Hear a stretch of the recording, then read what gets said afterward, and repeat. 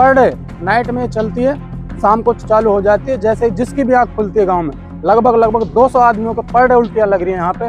बूचड़खाने खुलने से भाई बच्चे बीमार हो रहे हैं, जिनके सांस की बीमारी है उनके डबल सांस की बीमारी हुई पड़ी है।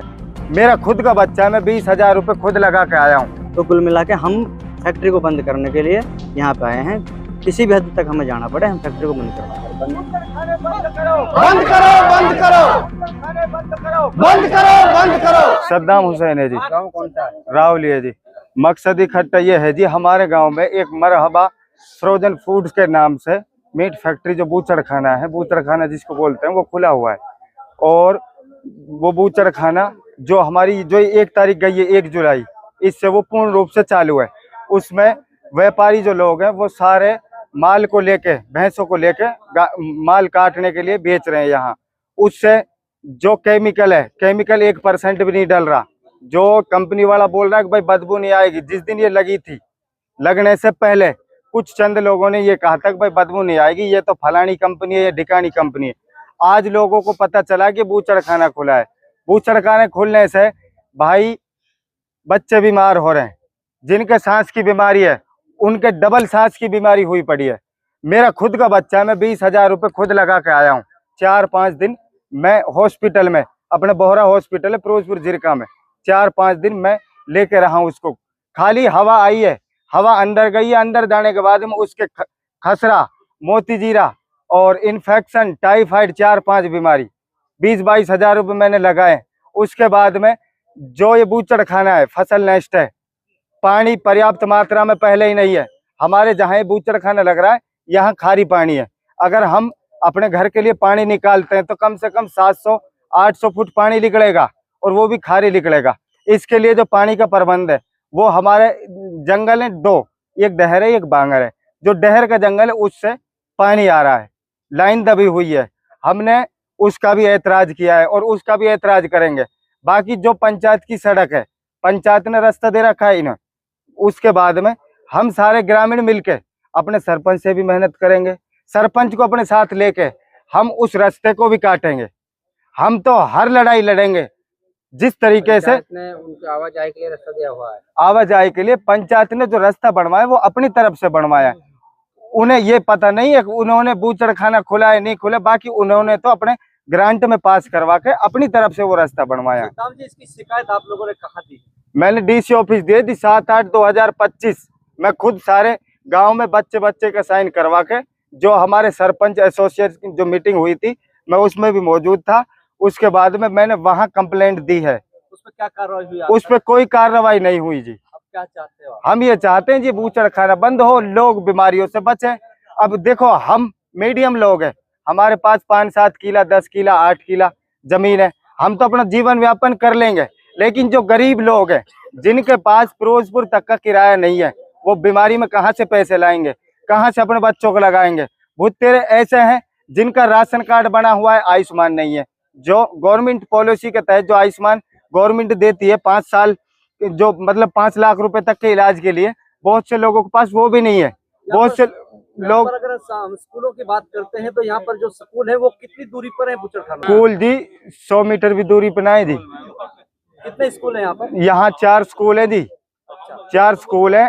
2 तो सरकारी हैं जी, 2 प्राइवेट है, और एक हमारे कोऑपरेटिव बैंक है जी। एक पशु का हॉस्पिटल है, एक चिकित्सक हॉस्पिटल है जो बच्चों का जच्चा बंजा केंद्र है, और आंगनवाड़ी केंद्र है।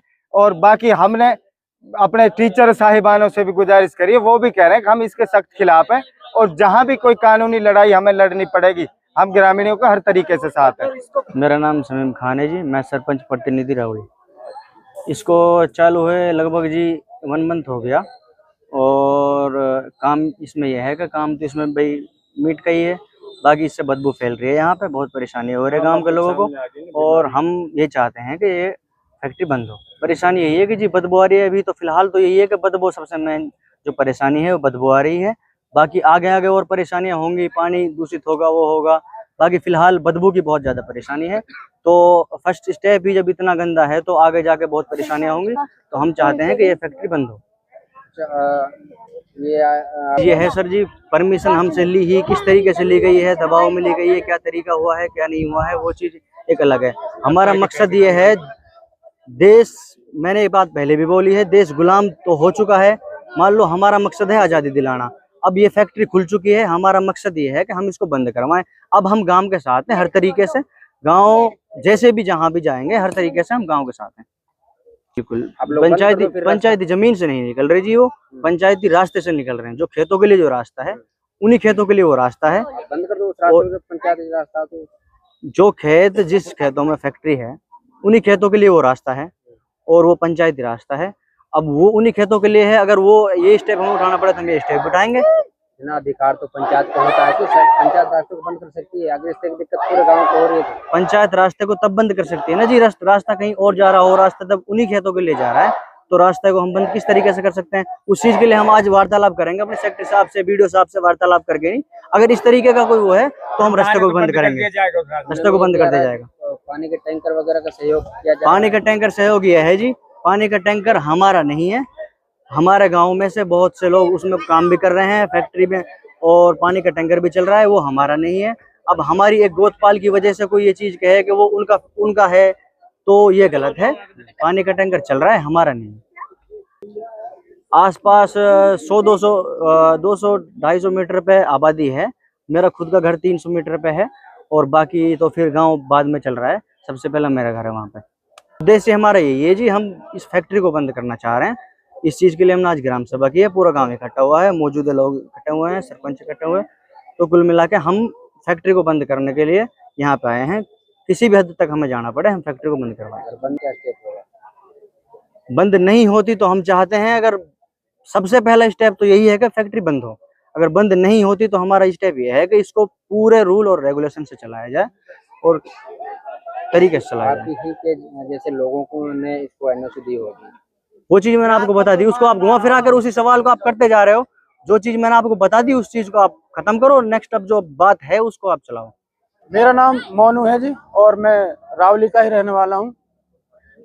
दिक्कत है जो बहुत बड़ी है, हमारे गांव को बहुत बड़ी समस्या का सामना करना पड़ रहा है, क्योंकि अभी कुछ दिन पहले यहाँ पे एक बूचड़ खाना स्थापित हुआ है, और उससे इतनी गंद, इतनी स्मेल आती है गांव में कि पर डे नाइट में चलती है, शाम को चालू हो जाती है। जैसे जिसकी भी आँख खुलती है गाँव में लगभग 200 आदमियों को पर डे उल्टियाँ लग रही है यहाँ पे। और जो वायु है हमारे गाँव की, वो बहुत दूषित हो चुकी है, और इससे हमारा जो भविष्य है युवा पीढ़ी का, और जो आने वाली जो पीढ़ी है रावली की, वो बिल्कुल हमें डार्कनेस दिख रही है। और इस डार्कनेस को खत्म करने के लिए हमें इस बूचड़ खाने के लिए एक सख्त कदम उठाना पड़ेगा, पूरे गांव को इकट्ठा होना पड़ेगा, और हमें इसको बंद करवाना पड़ेगा। अभी हमारी आज हम ग्राम सभा का हमने आयोजन किया है, और इसी मुद्दे को लेकर के ग्राम सभा को बुलाया गया है कि जो ये स्मेल है, जो ये बूचड़ खाने से आ रही है, इसकी रोकथाम के लिए हम क्या क्या कर सकते हैं। और हम आगे जहां भी हमें जाना पड़ेगा, सीएम तक, पीएम तक, गृह मंत्री तक हम जाएंगे।